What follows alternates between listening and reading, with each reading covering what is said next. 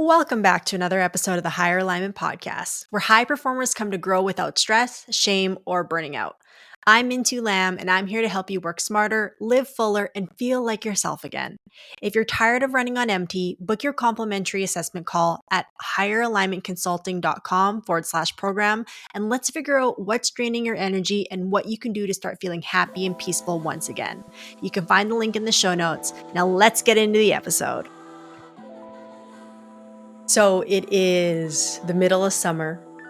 And, for anyone who's not from Canada, we get such short summers up here, like at best, maybe 4 months of really good weather. The rest of the time is like either winter or transitioning into winter or exiting winter. Like life kind of revolves around winter up here. So when summer happens, us Canadians are like, we gotta like take advantage of, we can't miss out on anything. And so this summer, I've been reflecting on things a little differently um, because I am, building a business, and it's kind of my first summer of like, things are rolling. There's always going to be more to do, but there's things are rolling pretty consistently, which is great. And I have this incredible boyfriend and partner, and so one thing that's great about my partner is he brings me to the present moment. Like he reminds me what's important in sometimes it's through words, but also just through his actions and his presence. And he just, when I get into my typical type A spiral of I feel like I'm not doing enough or I don't want to fall behind, or I set these like targets that no one cares about or even knows about except me, he really brings me to the present moment.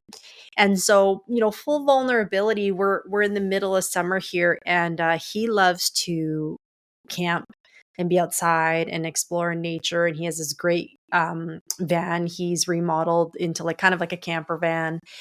And he was like, let's take a road trip this weekend. Let's go away for a few days. And the old me and what still initially popped up was like, well, have I done enough work? Have I done enough work to like go take off a couple of days? And so I went through that thought process logically, but then I was also like, I live in Alberta, Canada, and summers are so short. Like, why am I even contemplating this? Like, I've fortunately built a life where I control my own schedule and I can work from anywhere. So if I have clients or certain meetings, as long as I got Wi-Fi, I can pretty much do it from anywhere. And the whole point of creating this life was to have that freedom. But then why, when he asked me, the first thing I think is like, have I done enough work to be able to do this? Like, you know, there's still this thought process of you have to earn your joy. Okay. And this is something I work on with my clients all the time and help coach them through. Like that concept is so ridiculous when you think about it, but I'm still human. I have it at times. I just don't have to negotiate with myself as much. But like earning your joy, like what? It's crazy when you think about it. It's such a slave mentality. It's such a like you have to earn the right to be happy, and it's just so backwards. And no wonder as humans we make things so difficult for ourselves, But that moment made me reflect on how much of my life I've missed out on because of stress. And like a lot of self-induced stress, by the way. Like, have I had like a pretty demanding career and things on my plate at times? Yeah. But the stress that got me to the point of being burnt out and so exhausted that I didn't have the capacity to like do a lot of things that with the people I love over the past 10 plus years, like stress has made me miss out on so many important moments. And another thing that had brought this up was I went to one of my childhood friends. Her husband unfortunately passed away suddenly about a month or two ago. It was really sad. They have 3 kids. And as soon as I heard about it, I decided to go to the funeral, which was back home in my hometown. And I saw a lot of my high school and elementary school friends. Some of them I haven't seen in 16, 17, 18 years. And the one nice thing about being from a small town is you kind of always have that fondness of everyone, like, because we grew up with each other and a lot of us still know each other's parents. And like, there's that's one great thing about growing up in a small town is like you have this camaraderie and this community feeling, even if you haven't seen each other in years. And so, me and a bunch of my girlfriends got this picture. My mom was like, "You need to take a picture. I haven't seen all of them in so long." And my mom wanted to be in the picture, of course, too. So we took this picture. And after, I realized how many things I missed out on. I missed out on a few of their weddings. I missed out on some of their family members passing and funerals. And like, there's really no excuse for me missing out on them. But if I look back on the state I was in, I just didn't have the capacity. My career was the number one thing to me. I was hustling, I was working hard. And so, like, I didn't have the capacity to think about anything outside of that. Now, all right, if you're a burnt out executive or high performer, chances are you're on a 3 to 4 month cycle of burnout, meaning the first few months you're high energy, productive, and making it happen. And then once that third or fourth month sets in, you're exhausted, irritable, snappy, and ready to give it all up. Now, there are two main reasons you get stuck in this cycle that no one talks about when it comes to stress management information out there. So I've put this together in a short video called The Real Reason You're Burnt Out. I put it in the show note links. So take the 12 minutes to watch this video and let this be the first step to you getting off this hamster wheel of burnout. All right, guys, back to the episode. Are there trade-offs for that? Yeah, like I just did an episode a little while ago about the fact that like you can't do it all. So, can I build this incredible career, live in a place that's 2 hours from most of these people, like we didn't live in the same place, and then still be able to show up for everything? Like no, that's not realistic, right? Like it really isn't. Could I have showed up for some of that stuff? Possibly, if I would have been able to manage my stress better. Like, yeah, I really do think so. You know what I mean? And maybe not everything for everybody, but I could have showed up for more of those. Um, Now, again, priorities. At my time, that was the priority. But I look back on it and even just something as simple as like dance. Okay. Like I've been a dancer since I was 8 years old. I was, professional for my early 20s. And aside from doing it for a living and being competitive, like it's just something that brings me joy. So much joy. It's great for my body. It gets me active. It gets me moving. The music blasting. I get to do it with a lot people that I love. Like dance brings me so much joy. But as I got heavier and heavier into my last career, like it'd be like a whole year went by and I maybe danced once. When I used to dance, like as a kid, I was dancing 4 hours a day. In my 20s, I was dancing probably on average 2 hours a day and then like 3 to 4 hours on the weekends. Like it is an everyday thing for me. And to get to a point where I did it once a year for a couple hours, like what? And when I zoom out now and think about it, now I have the capacity, right? I dealt with my burnout. I learned how to handle and manage my stress better. I'm building a business now. Like it's honestly, I work probably more now than I did when I had my career, but I handle it so much better that I don't make excuses for missing these things anymore, where I do my best not to anyways. Like I know you can't be everywhere for everybody, but even something as simple as dance, like dance is back in my life as something I want to do in the capacity that I can do it in now. But it just made me think about that. Like there are a lot of things that brought me joy and people that I love that I just missed out on because I wasn't managing my stress properly. I can't even blame it on my job. Like I can't. I just can blame it on my capacity and the fact that, you know, I I could have done better with how I handled my stress, knowing what I know now. Of course, hindsight's 2020. I didn't know these things before.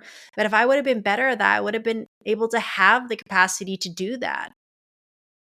And so I'm not saying this to like shame you if that's what you're doing right now or tell you that you need to change things. I'm just talking from my experience and hopefully because I'm saying this out loud, it will help you. But like, do you really want to be missing out on so many important things purely because of stress? Right. And again, I want to say it's because of stress, not necessarily because of your job, because what drains us so much is 9 times out of 10, it's not because of the tasks. It's not because of our to-do list that we're so exhausted and burnt out. It's because of the mental capacity that we're expending as this goes on, right? Over preparing for meetings, worrying about things, being on all the time. You know what I mean? Being a perfectionist, being a control freak. These are tabs we keep open all freaking day long. And so at the end of your 8-hour workday or 10-hour workday, even, it's no, the task that only needed 20% of your energy took 70, 80% of your energy because of all those tabs being open. Right? It's not actually the work itself. It was those tabs that were open that were draining me so much that I couldn't even go do things that I love to do and that would bring me joy and that would actually refuel me. Right? So my point is when you get better at closing those tabs and realizing you can still do an excellent job and still have huge ambition and big goals and accomplish things and be productive without those tabs being open all the time, you start to get back part of your life. You start to get back more joy and having more fun and having better relationships because you're able to show up for people, right? And again, it might be a season of it. Some seasons you might want to grind it out more, and some seasons you might want to be more present. And I'm not here to tell you which season you need to be in, but I am telling you that there's a better way. Like, you don't have to miss out on all these things. You don't have to sacrifice your joy and fun and happiness in the pursuit of quote unquote success, whatever that looks like to you, right? Because there is so much evidence that the quality of someone's life is not determined by the money they have. It's determined by their relationships. If you have all the money in the world, but you have no relationships of substance, of depth, of real love, you're miserable. And then there's people who live in huts in other side of the world and they have no money, but they have incredible community and they still find joy and they're happier, right? And at the same token, maybe happiness isn't important to you. I don't really buy it. Sorry, unless you're one of these freak of natures who like wants to just build massive businesses and make all this money and like, okay, cool.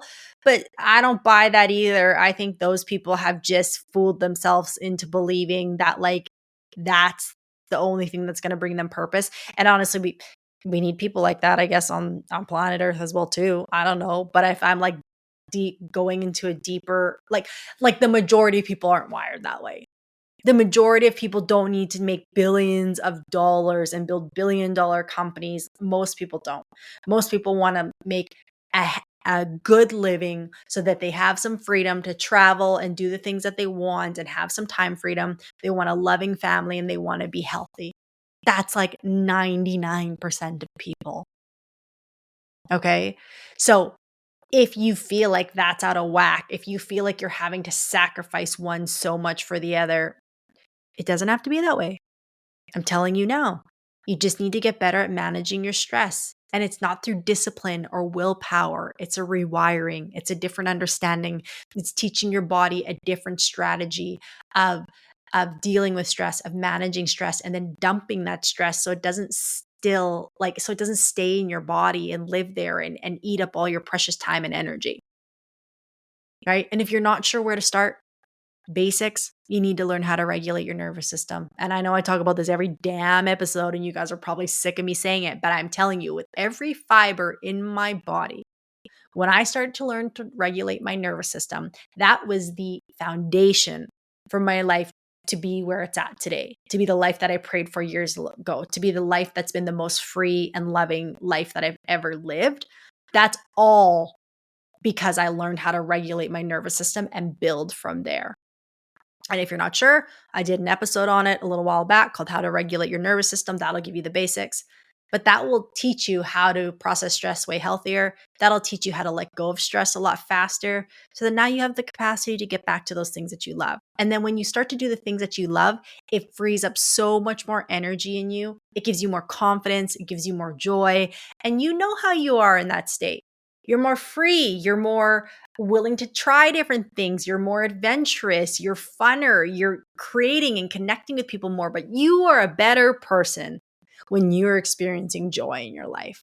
Okay. And not to say there is a place for pressure. There is a place for anxiety. There is a place for anger and sadness. It's not to say that we don't want to experience any of those things ever again. We do. That's what makes the human experience. And there's let's be honest, there's no bigger catalyst than pain. Pain is a way bigger catalyst than love. That's just how we're conditioned as humans, right? So there is going to be a place for that. We don't want to bypass it altogether. But then in those moments where you are experiencing pain, when you are experiencing anxiety and stress and defeat, and you're feeling lost, those moments that you've banked up of experiencing joy and having people that can support you through it because you've been able to deposit into those relationships and cultivate them, those are the things that are going to help you get through those times with more love and clarity and support and get you back up on your feet, right? Like nothing replaces that. We're humans.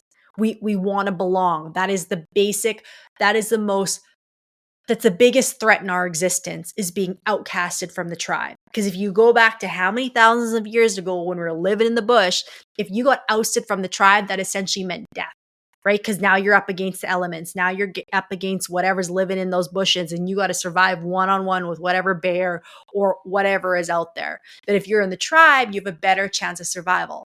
So on a very biological DNA level, our biggest fear is being ousted from the crowd. So then that means the quality of our connections, the quality of our relationships are vital to our existence, are vital to our survival. So then why have we gotten to a point of now thinking that money and quote unquote success and accolades overrides that?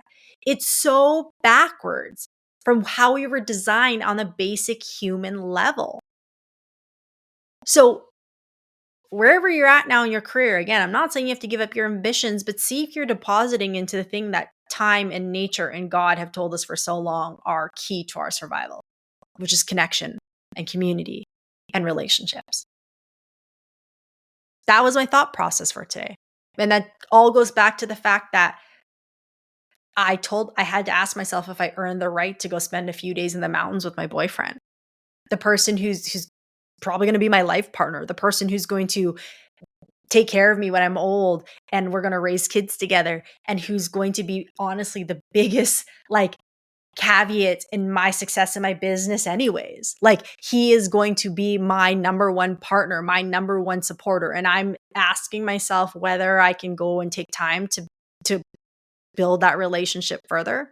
I'm trying to see if I've earned the right to do that. It's not even about him. I'm negotiating with myself on whether I'm worthy of time off. Right? Because I think it's going to counter my business growth, when really I'm actually building a relationship with someone who's also going to support my business growth.